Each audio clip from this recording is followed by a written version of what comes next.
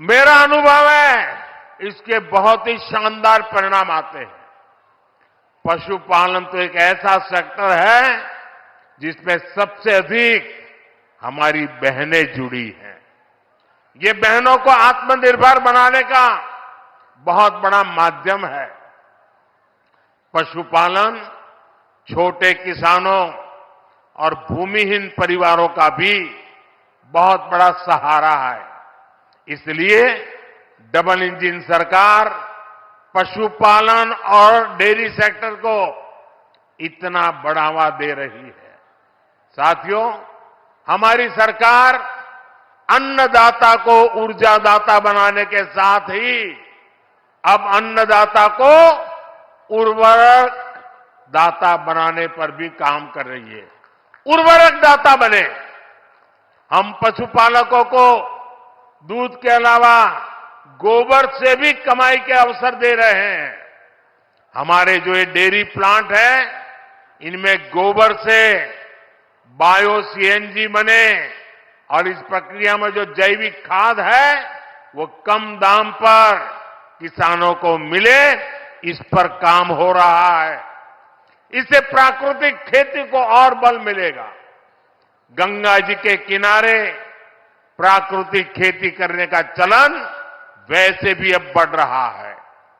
आज गोवर्धन योजना के तहत गोबर हो, दूसरा कचरा हो, उससे बायोगैस, बायो सीएनजी बनाई जा रही है।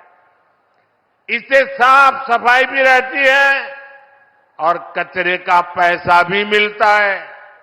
साथियों, ये हमारे काशी तो कचरे से कंचन बनाने के मामले भी है, एक मॉडल के रूप में देश के सामने आ रही है।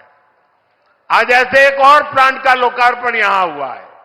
ये प्लांट प्रतिदिन शहर से निकलने वाले 600 टन कचरे को 200 टन चारकोल में बदलेगा। सोचिए, यही कचरा अगर कहीं किसी मैदान में फेंकते रहते तो कूड़े का कितना बड़ा पहाड़ बन जाता। काशी में सीवेज की व्यवस्था को बेहतर बनाने के लिए अनेक काम हुए हैं। साथियों, किसान और पशुपालक हमेशा से भाजपा सरकार की सबसे बड़ी प्राथमिकता रहे हैं। 2 दिन पहले ही सरकार ने गन्ने के न्यूनतम मूल्य को बढ़ाकर 340 रुपये प्रति क्विंटल कर दिया है। पशुपालकों के हित को ध्यान में रखते हुए पशुधन बीमा कार्यक्रम को भी और आसान किया गया है। आप पूर्वांचल का उस समय याद करा, गन्ना के भुगतान के लिए पहले वाला सरकार कितना मिन्नत करवाते रहे, लेकिन अब ये भाजपा की सरकार है। किसानों के बकाये का भुगतान तो हो ही रहा है, फसलों के दाम भी बढ़ाए जा रहे हैं। भाइयों और बहनों, विकसित भारत का निर्माण आत्मनिर्भर भारत के बल पर होगा। अपनी जरूरत का हर सामान बाहर से आयात करने से विकसित भारत नहीं बन सकता। पहले की सरकार और हमारी सरकार की सोच में यही बड़ा अंतर है। आत्मनिर्भर भारत तभी होगा जब देश की हर छोटी छोटी शक्ति को जगाया जाए, जब छोटे किसानों, पशुपालकों, कारीगरों, शिल्पकारों, लघु उद्यमियों को मदद दी जाए। इसलिए मैं लोकल के लिए वोकल रहता ही हूं, और मैं जब वोकल फॉर लोकल कहता हूं तो ये उन बुनकरों, उन छोटे उद्यमियों का प्रचार है जो लाखों रुपए खर्च करके अखबारों और टीवी पर विज्ञापन नहीं दे सकते। स्थानीय उत्पाद बनाने वाले ऐसे हर साथी का प्रचार मोदी खुद करता है। देश के हर छोटे किसान, हर छोटे उद्यमी का एम्बेसडर आज मोदी है। जब मैं खादी खरीदो, खादी पहनो का आग्रह करता हूं, तो गांव गांव में खादी से जुड़ी बहनें, दलित, पिछड़े, उनके श्रम को बाजार से जोड़ता हूं। जब मैं देश में बने खिलौने खरीदने की बात करता हूं, तो इससे पीढ़ियों से खिलौने बनाने वाले परिवारों का जीवन सुधरता है। जब मैं मेक इन इंडिया कहता हूं, तो मैं इन छोटे और कुटीर उद्योगों पर, हमारे एमएसएमई के सामर्थ्य को नई बुलंदी देने का प्रयास करता हूं। जब मैं देखो अपना देश कहता हूं, तो मैं अपने ही देश में टूरिज्म को बढ़ावा देता हूं। इससे स्थानीय लोगों का रोजगार, स्वरोजगार कैसे बढ़ता है, ये हम काशी में अनुभव कर रहे हैं। जब से विश्वनाथ धाम का पुनर्निर्माण हुआ है, तब से करीब करीब 12 करोड़ से अधिक लोग काशी आ चुके हैं। इससे यहां के दुकानदार, ढाबे वाले, रेहड़ी ठेले वाले, रिक्शे वाले, फूल वाले, नाव वाले, सबका रोजगार बढ़ा है। आज तो एक और नई शुरुआत हुई है। आज काशी और अयोध्या के लिए छोटे छोटे इलेक्ट्रिक जहाज की योजना शुरू हुई है। इससे काशी और अयोध्या आने वाले श्रद्धालुओं का अनुभव और भी बेहतर होने वाला है। भाइयों और बहनों, दशक के परिवारवाद, भ्रष्टाचार और तुष्टीकरण ने यूपी को विकास में पीछे रखा।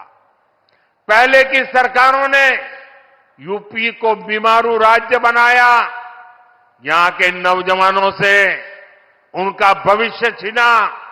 लेकिन आज जब यूपी बदल रहा है, जब यूपी के नौजवान अपना नया भविष्य लिख रहे हैं, तब ये परिवारवादी क्या कर रहे हैं?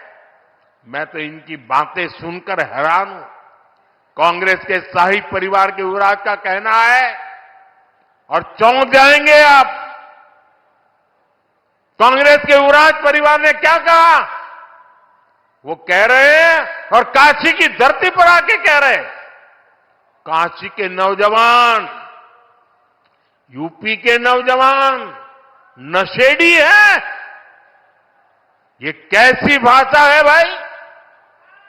मोदी को गाली देते देते तो इन्होंने 2 दशक बिता लिए, लेकिन अब ईश्वर रूपी जनता जनार्दन पर, यूपी के नौजवानों पर ही ये लोग अपनी फ्रस्ट्रेशन निकाल रहे हैं। जिनके अपने होश ठिकाने नहीं है, वो यूपी के मेरे काशी के बच्चों को नशेड़ी कह रहे हैं। अरे गौर परिवारवादियों, काशी का, यूपी का नौजवान तो विकसित यूपी बनाने में जुटा है। अपना समृद्ध भविष्य लिखने के लिए परिश्रम की पराकाष्ठा कर रहा है। इंडी गठबंधन द्वारा यूपी के नौजवानों का पान कोई नहीं भूलेगा। साथियों, गौर परिवारवादियों की यही असलियत होती है। परिवारवादी युवा हमेशा परिवारवादी युवा शक्ति से डरते हैं, युवा टैलेंट से डरते हैं। उनको लगता है कि सामान्य युवा को अवसर मिला तो वो हर जगह चुनौती देगा। इनको वही लोग पसंद आते हैं जो उनकी दिन रात जय जयकार करते रहें। आजकल तो इनके गुस्से का, इनकी बौखलाहट का एक और भी कारण है।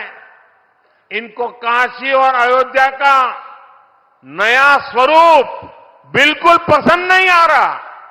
आप देखिए, अपने भाषणों में राम मंदिर को लेकर कैसी कैसी बातें करते हैं।